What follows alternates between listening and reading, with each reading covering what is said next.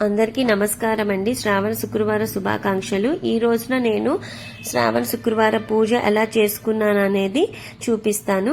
ఈ రోజు సూర్యోదయం కంటే ముందుగా నిద్ర లేచి ఇళ్లను శుభ్రపరుచుకొని తలకు స్నానం ఆచరించి పూజా మందిరాన్ని కూడా శుభ్రం చేసుకోవాలి.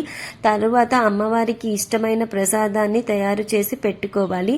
పూజా మందిరాన్ని పూలతోనూ మామిడి ఆకులతోనూ అందంగా అలంకరించుకోవాలి. ద్వారబంధానికి కూడా పూలతోనూ మామిడి తోరణాలతోటూ అలంకరించుకోవాలి. ముందుగా గడప లక్ష్మికి పూజ చేసుకోవాలి.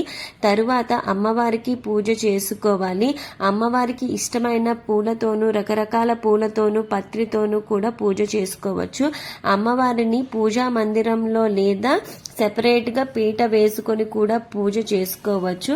కలశం ఆనవాయితీ ఉన్నవారు కలశం పెట్టుకోవచ్చు. లేకపోతే కలశం ఆనవాయితీ లేని వారు కలశం పెట్టుకోకుండా కూడా అమ్మవారిని పూజ చేసుకోవచ్చు.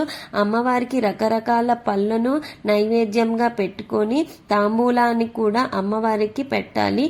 అమ్మవారికి పూజ అయిన తరువాత కొబ్బరికాయని నైవేద్యంగా పెట్టాలి.